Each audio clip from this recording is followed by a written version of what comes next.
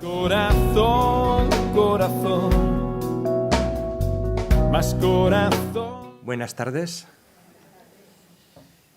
Ya damos por supuesto que sabéis que San Camilo es una persona que nació en 1550, por ahí por Italia, que entonces no se llamaba así, y que murió en el 1614.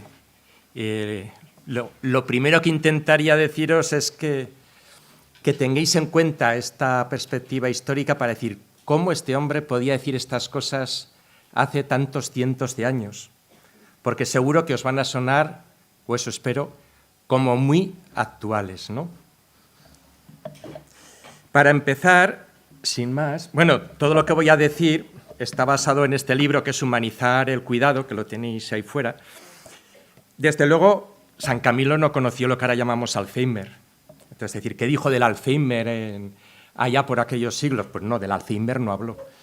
Pero sí que habló, escribió y practicó el cuidado de los enfermos en el sentido amplio y dejó unos parámetros, unas perspectivas, unas referencias que ciertamente considero que son plenamente válidas para el cuidado de personas con Alzheimer, ¿no?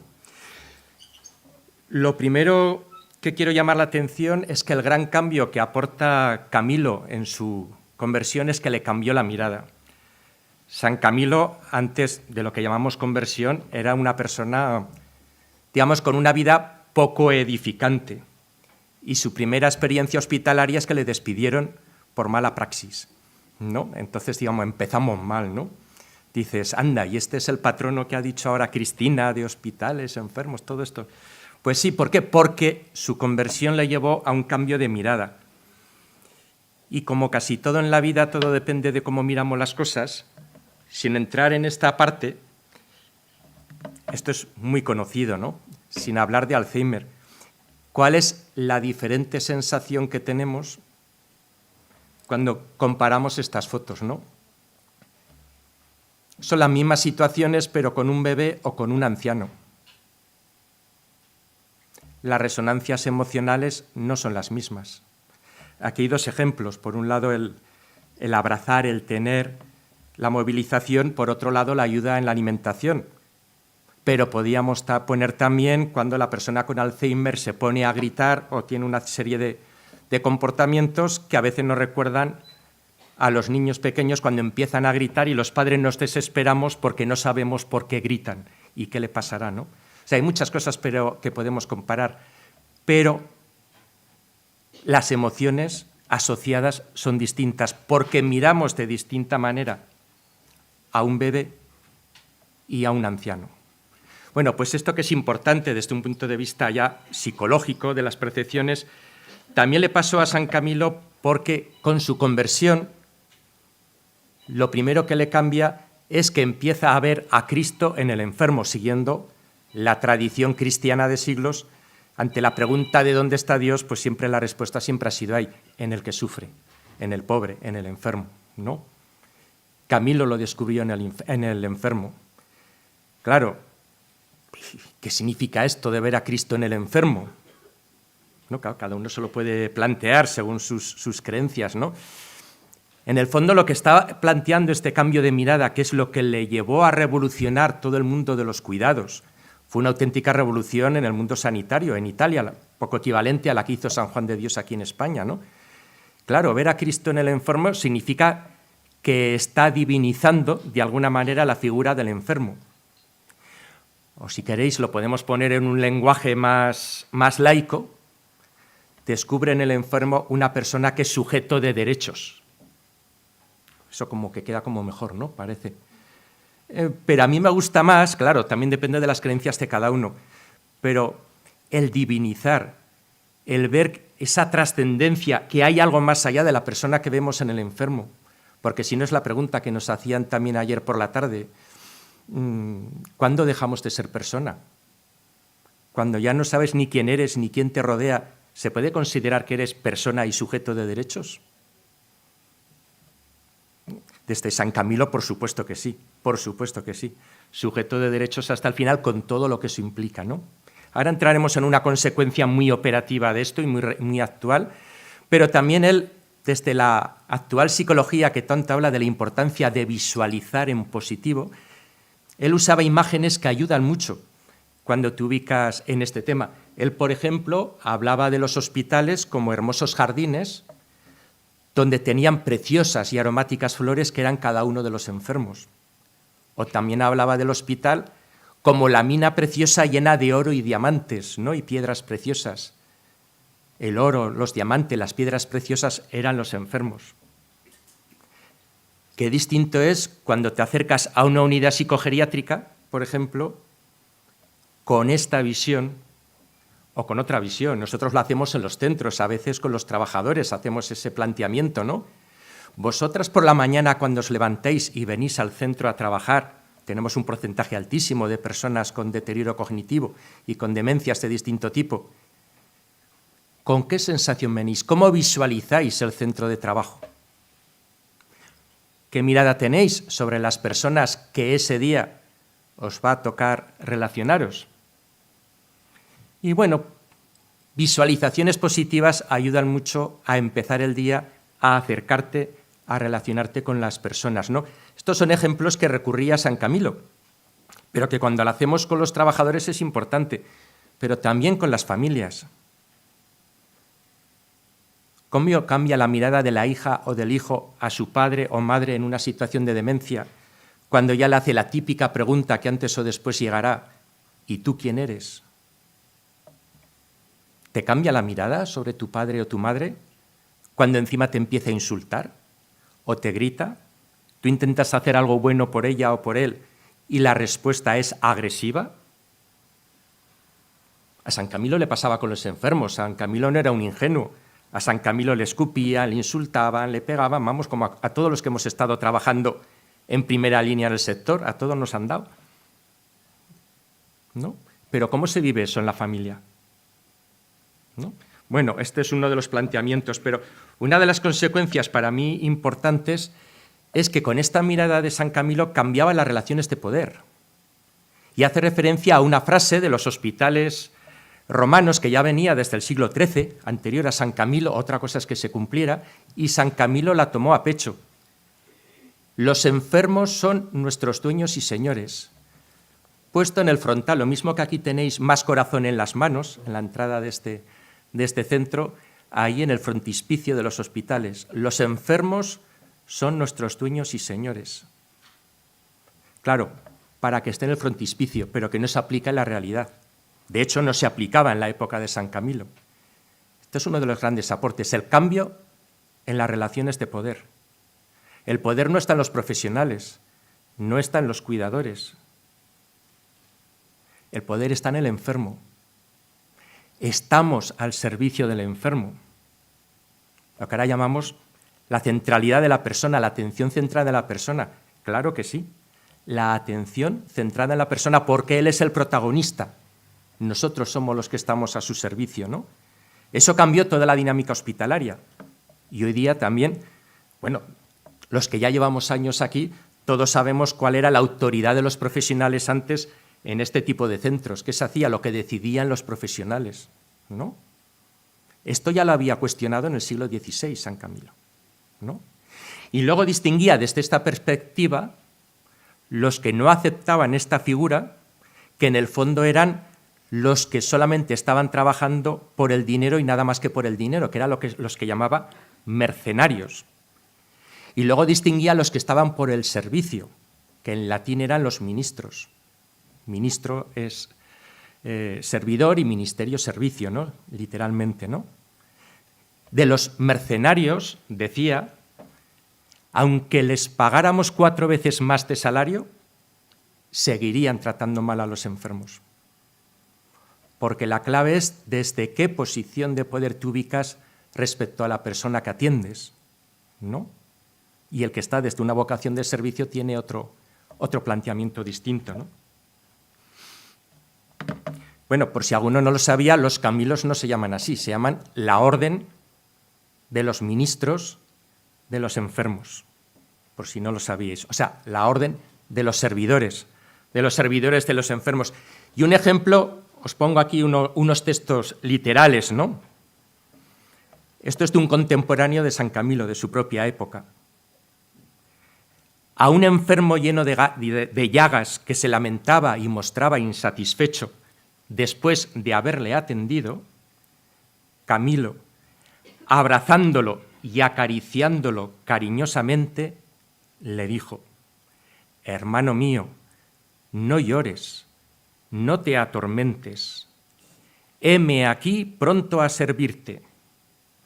Mira a ver lo que puedo hacer por ti, ya que si hiciese falta, incluso derretirme por amor tuyo, lo haría a gusto». Yo creo que es claro. U otro que le decía a los cuidadores: debe estar atento a sus necesidades según lo que el Espíritu Santo le sugiera, y haga esto secundando la voluntad de los enfermos. Esta es una consecuencia operativa de este planteamiento de cambio de poder. Secundar la voluntad del enfermo, estar atento a sus necesidades. Cuando habla del Espíritu Santo podríamos decir, y a ver qué inspiraciones te vienen creativas, porque a veces no sabemos cómo actuar, hay que reconocerlo, a veces en personas con demencia no sabemos cómo actuar.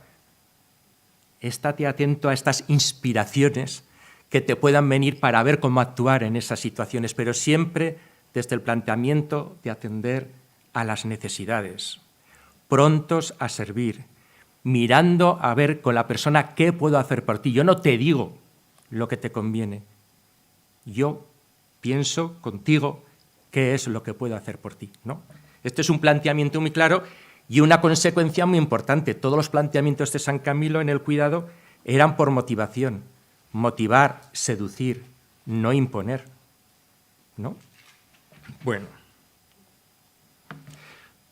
naturalmente todo esto lo hacía desde una visión que ahora llamamos holística, él no empleó esa palabra, una visión global de lo que eran las necesidades del enfermo. En general, aunque sea una persona con demencia, esa visión global de las necesidades universales que tenemos todas las personas, incluso con demencia, ¿no? Aquí hay un texto con lenguaje de la época que ayuda a entenderlo, ¿no? Decía: todos, padres, hermanos, sacerdotes, clérigos, estudiantes, laicos, profesos, novicios, todos, deben servir a los enfermos en los hospitales tanto en las necesidades corporales, y pone unos ejemplos bien curiosos: limpiarles la lengua, darles de comer, lavarlos, arreglarles la cama, calentarlos, hacer las guardias, como necesidad corporal, hacer las guardias, ayudarles a levantarse, calentarles los pies y otras cosas semejantes. Eso como necesidades corporales, que eran muchas. Como en las espirituales, pero claro, en las espirituales entra exhortar a los enfermos a prepararse para recibir los santísimos sacramentos. Hoy día sería exhortar a los enfermos para trabajar temas de sentido y significado, aunque sea a nivel simbólico o sensorial, como aquí, por ejemplo, en esta casa se trabaja el tema espiritual con los enfermos con Alzheimer, que si no lo conocéis os invito a conocerlo, es una experiencia muy bonita. Habla de ayudar y confortar a los agonizantes, estaríamos hablando de las necesidades psicoafectivas y relacionales, y encomendar las almas, ¿por qué no? Rezar también por las personas, el que sea creyente, pero todo con la debida caridad. Esto en su lenguaje, y es un clásico en esto, es la caridad, que es lo que permite ir más allá de la justicia, ese amor entregado, ese amor que se dedica, y la fuente de la creatividad, porque no hay nada más creativo que el amor. Y San Camilo, sin saber nada de medicina, una persona apenas sin estudios, revolucionó los cuidados. ¿Por qué? Porque el amor es lo más creativo, es la fuerza más creativa que tiene la humanidad, ¿no? Desde esta perspectiva era intolerante al maltrato. No voy a poner los textos que habla de maltrato físico porque pueden ser espeluznantes, nos vamos a poner a otros más suaves que se dan tanto en los cuidadores profesionales como en las familias, ¿no? El primer texto: cada uno se guardará con toda la diligencia posible de maltratar a los pobres enfermos, a saber, con palabras groseras u otras actitudes semejantes, sino que los tratará más bien con mansedumbre y caridad, podríamos decir, con otras palabras, con dulzura. Sigue, aquí hablamos del maltrato verbal. Sigue, le apenaba en gran manera ver cómo sufrían por el trato de los empleados mercenarios, especialmente cuando los llamaban por la noche y no respondían ni acudían para ayudarles, pensando que nadie los veía. Aunque tenía muy vigilados a aquellos mercenarios, se daba cuenta de que al no proceder su servicio del verdadero amor, sino solamente del interés por el salario, frecuentemente faltaban a su deber en detrimento de los pobres. Estas situaciones se siguen dando hoy día. Se siguen dando en las familias con unos cuadros de maltrato muy fuertes y poco conocidos en los domicilios y se siguen dando en las instituciones. Solamente este mes he tenido que despedir a 3 trabajadoras por maltrato físico. Y el tema ya de la negligencia y del maltrato verbal es una guerra permanente. Es un porcentaje pequeño, pero está. Es una realidad que tenemos, ¿no? Como alternativa, él planteaba, con la imagen arquetípica que tenía entonces y que mucha gente mantiene ahí, la imagen del afecto maternal, él decía esta referencia, ¿cómo atender al enfermo? Con afecto maternal. Tenéis estos textos. Que cada uno de nosotros pida al Señor la gracia de un afecto materno hacia el prójimo, para que podamos servirlo con total caridad, tanto en el alma como en el cuerpo. Con la gracia de Dios deseamos servir a todos los enfermos con el mismo afecto que una madre amorosa suele tener a su hijo único enfermo. ¿Y cómo hacía él? Decían de él, cuando tomaba a alguno en brazos para cambiarle las sábanas, por ejemplo, lo hacía con tanto afecto y diligencia que parecía manejar la propia persona de Jesucristo. Y aunque el enfermo fuese el más contagioso o llagado del hospital, no obstante, lo tomaba en sus brazos y lo acercaba a su rostro, cabeza con cabeza, como si fuese la figura del Señor. Un afecto maternal que podríamos decir, como decía Rosa ayer, con la imagen de la ternura, que no es de hombres o de mujeres, es de humanidad, de ser humano, ¿no? De ser humano. Y la famosa expresión que está aquí, y más corazón en las manos, esa frase tan conocida, que según me decía algún Camilo, eso lo decía cuando se enfadaba con alguien que no estaba haciendo las cosas bien, no estaba centrado, y lo decía como con genio y enfadado, más corazón en las manos, ¿no? No voy a dar aquí el grito que queda mal. Pero bueno, fijaros implicaciones, ¿no? Dice, la misma acción de dar de comer a los enfermos estaba tan concentrado en hacerlo bien que parecía que no tenía otra cosa que hacer en el mundo. Anda, ahora esto le llaman mindfulness. Estar presente en lo que haces, ¿no? O la siguiente, que es impresionante. En el servicio a los enfermos, esto les decía a los del hospital, les decía, en el servicio a los enfermos, mientras las manos realizan su tarea, estén atentos. Los ojos a que no falte nada. Los oídos a escuchar. La lengua a animar. La mente a entender. El corazón a amar y el espíritu a orar. Estar presente. No sé si veréis cuando veis por la residencia, si de repente veis a 2 cuidadoras que están hablando entre ellas mientras están haciendo la cama a la persona mayor y están contándose sus cosas, o está una haciendo una movilización mientras tiene el teléfono en la oreja hablando con no sé quién, por ejemplo, ¿no? O situaciones estas de la vida diaria y también en familias, ¿no? Estas cosas, ¿cuántas veces no estamos presentes en lo que estamos haciendo?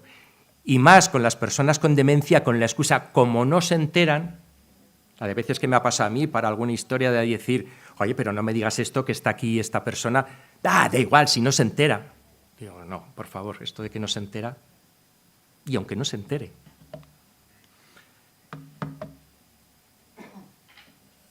Y esto pues que puede doler a algunos, ¿no?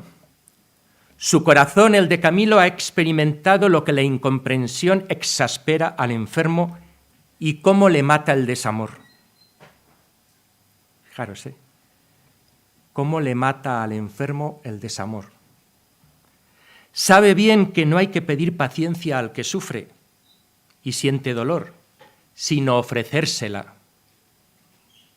La irascibilidad, la rebelión, la exasperación son mucho menos imputables al enfermo que a los que están a su alrededor, sin ojos, sin oídos y, sobre todo, sin corazón. Se podría matizar, porque quien está las 24 horas al día con una persona con Alzheimer en ciertas fases de la demencia, es difícil mantenerse, ¿eh? Es difícil mantenerse. Cuesta mucho, cuesta mucho. Un trabajador se lo podemos exigir porque puede estar 7 u 8 horas, pero luego se va a su casa.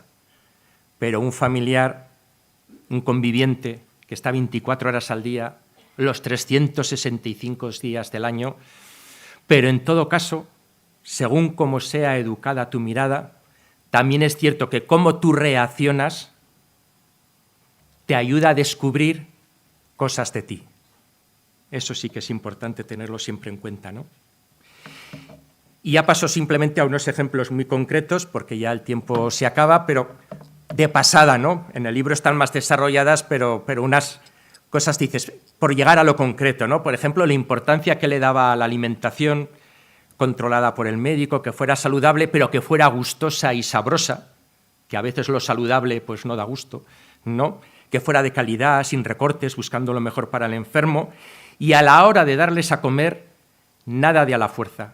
Decía, con caridad y con palabras amorosas, debe invitarlos a comer. No tapándole la nariz para que abra la boca y metiéndosela a la fuerza. No a cuando cierran los labios metiendo la cuchara a fuerza hasta que le rajas el labio y le hace sangrar. Por ejemplo, situaciones que he vivido en nuestros centros y que ha habido que sancionar, ¿no? Que a veces es con buena voluntad, como me decía una persona, en este caso la cuidadora familiar, y le decía, es que si no le hago esto se me muere de hambre. Digo, tranquila que no se morirá de hambre. Pero no, lo seguía haciendo. En cuanto yo me fui, lo siguió haciendo. Además le dio una bofetada a la persona para que abriera la boca. Estas cosas se dan, ¿no? Él también usaba el alimento como seducción, ¿no? Cuando una persona no quería ciertas cosas, para seducirla, para motivarla, usaba mucho el gancho de la comida, por ejemplo, las frutas escarchadas, que hacía él mismo, se iba a la cocina, preparaba un trocito de fruta y con azúcar y preparaba, en fin. Usar también la alimentación, el gusto, el sabor, como una estrategia de acercamiento y de motivación a la persona, ¿no? Y naturalmente estaba en contra de lo que ahora llamamos maltrato alimenticio, con un texto que os puede sonar a algo, cuando yo leo esto, pensar en la sonda nasogástrica, ¿no? Decía, muchos eran los que fallecían en sus propios lechos, sofocados por los propios parientes al llenarles la boca con excesivo alimento o demasiada bebida, en especial cuando los pobres agonizantes padecían catarro o calentura, y cualquier mínima cosa era bastante para sofocarlos. A pesar de ello, muchas mujeres sencillas, obstinadas, no lo querían entender y bajo pretexto de celo o afecto, les metían cualquier cosa en la boca, no dándose cuenta de que en vez de aliviarlos, los maltrataban, convirtiéndose de esta manera en verdugos de sus propios maridos e hijos. Y como no hay tiempo para más, pensar en las ondas. Y luego muchos ejemplos que hablaba pues ya acerca de la higiene de boca, de la ducha, del aseo. Estamos hablando del siglo XVI, nada que ver eso con lo de ahora. El tema de la hidratación, que le daba mucha importancia, distinguía entre diferentes tipos de agua y según la problemática del enfermo, pues un agua ferruginosa si tenía problemas de diarrea, otro tipo de agua si tenía otra patología. Como en los alrededores de Roma hay muchas aguas termales, ¿qué agua para cada situación? El vino, por supuesto, que no faltara, esa es otra, ¿no? Bueno, el tema de la hidratación como un tema muy importante, el tema del aseo, de la estética, del cuidado, de la buena presentación, del vestir, cómo están, el aseo, todo lo que es la presencia, toda la parte estética de la persona. Y una cosa que es curiosa, a mí me llama la atención de esta época, ¿no? Dice, les cortaba el pelo, les peinaba él mismo, les cortaba las uñas, les limpiaba la boca, les vendaba las llagas, les calentaba los pies y frecuentemente Les humedecía las sienes, la nariz y las muñecas con aceite rosado para confortarlos y hacerlos volver en sí. Fijaros, pues estamos hablando de lo que ahora por influencia oriental hablamos de los puntos energéticos y estamos hablando de la aromaterapia aplicada a puntos energéticos. Siglo XVI. Os pongo la cama como una cosa que él insistía mucho, la consideración de la cama como el altar. La cama como un altar, ¿no? Cuando el enfermo tiene que pasar muchas horas en la cama, ¿no? Entonces, no es el motivo de la charla, pero supuso una transformación grande en los hospitales cómo enfocó él el tema, porque entonces eso de la cama y del colchón que tenemos ahora no era como nos lo imaginamos, pero bueno, no voy a entrar en ese tema, y la importancia que le daba a la noche. Cómo se exacerban muchos problemas, incluidos en las personas con demencia, durante la noche. Y la importancia que daba que los mejores cuidadores y de mayor confianza tenían que ser siempre los de la noche. Y precisamente la noche es cuando a veces encontramos más situaciones de negligencia o de maltrato. Porque cuando el gato no está, los ratoncitos bailan. Y esas cosas por la noche, a veces estas cosas pasan, y con experiencias muy desagradables que hemos tenido que vivir nosotros en la fundación, de abandono del servicio, de maltrato físico, de encerrar, de encadenar, de si alguien da mal. Bueno, el último que hemos, pues para que no diera a la persona mal, el cuidador se iba a una zona de la casa lejana de donde estaban los enfermos, desconectaba las alarmas, se metía en la cama y a los que se podían salir de la habitación los encerraba con llave. Y si alguno empezaba a gritar, le daba una pastilla para dejarlo grogui. Estamos en el 2022 y esto es una cosa de hace 2 semanas, por decir estas cosas, ¿no? La importancia de la noche. Y la importancia que le daba a cuidar los ambientes. Estaría contento San Camilo y orgulloso de un centro como este que habéis visto aquí de Tres Cantos. La importancia del diseño, la decoración, el ambiente, los espacios, jugar con los espacios, la luz y el aire. Puede parecer normal ahora, porque ya lo decía Galeno en el siglo II, ¿no? Pero la importancia de la luz y el aire para la salud. En el siglo XVI la idea es que los hospitales tenían que estar aislados del exterior, todo cerrado. Por eso había olores nauseabundos. Había gente que al entrar al hospital se desmayaba del asco que le daba el olor apodrido que había ahí, ¿no? Imaginaros, él abrió todas las ventanas, que corriera el aire, la luz, el sol, ¿no? La importancia de los olores, ya os he dicho, no solo en esto de las sienes, sino en general la importancia del olor y la importancia que le daba a la música.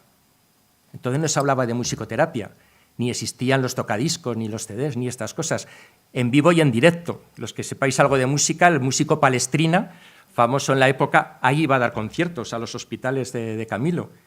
O canto, el canto o la música con instrumentos, que hubiera música. Ahora hablaríamos estimulación sensorial. Cuánto no más con personas con demencia, ¿no? Y las ayudas técnicas. Desde luego, hoy sería el principal impulsor de todo tipo de ayudas técnicas, que hoy son muchas más que las que había en la época. Pero de lo poco que había en su época, él lo aplicaba y lo que no había lo inventaba. No os voy a soltar ahora el rollo de los inventos que él mismo inventó para ayudar a los enfermos, por ejemplo, ¿no? Entonces, la cantidad de sitios que todavía no saben, la cantidad de ayudas técnicas que hoy día hay, y específicamente para personas con demencia, y evitar sujeciones y evitar un montón de cosas que hacemos, ¿no? Él estaría a la vanguardia de todo esto, ¿no? En penúltimo lugar, esta es la penúltima diapositiva, la importancia que le daba a la muerte y acompañar a la muerte. Decían de Camilo que hizo bello el morir, ¿no? El arte del bien morir, ¿no? A los Camilos, sobre todo en algunos países de América Latina, les llaman los padres de la buena muerte, ¿no? Él insistía en la importancia de este acompañamiento a la persona, incluso hasta momentos después de que hubiera fallecido. Y desde luego el que la persona no se enterara, desde la perspectiva del que lo está viendo, eso no era óbice para el acompañamiento, para los rituales, para los sonidos, para las luces, para los aromas y para las lecturas edificantes. Fijaros, una persona que aparentemente está ahí, que no se entera de nada, tú no sabes de lo que se entera. Tú hazle lecturas de esas que elevan el espíritu. No sabemos cómo reaccionará. Lo que no puedes hacer a una persona en esta etapa final es dejarla. Siempre presencia. presencia, no abandono, presencia, ¿no? Y la última, y el cuidado del cuidador. Insistía incluso a los religiosos con eso de que el religioso se tiene que entregar las 24 horas, ahí, toda la vida por ahí. Dicen, no, tú vete del hospital cada X días, cada semana, cada 15 días, fuera del hospital, recréate, vete a la naturaleza. Insistía mucho sobre todo en los momentos de descanso, conecta con la naturaleza, respira el aire, ve al campo, ¿no? El recreo, el sosiego, lecturas, e insistía en algo que a veces cuando hablamos del cuidado del cuidador nos olvidamos, ¿no? Bueno, había una parte muy física, por ejemplo, los baños termales. A veces se lo digo a los religiosos y religiosas, les cuesta mucho. Iros a unos baños termales. Uy, unos baños termales, ¿no? Sí, pues unos baños termales. ¿Cómo que no? Con un masaje además, ¿por qué no? Claro que sí. Pero la importancia para poder sostener esto, además de eso que es recuperarte físicamente, porque es necesaria una recuperación física, no harás nada si no alimentas tu interior. Entonces, la importancia para el cuidador de que cuide su interioridad, porque si no cuidas eso, por muchos baños termales que hagas, te quemarás, ¿no? Nada más. Muchas gracias.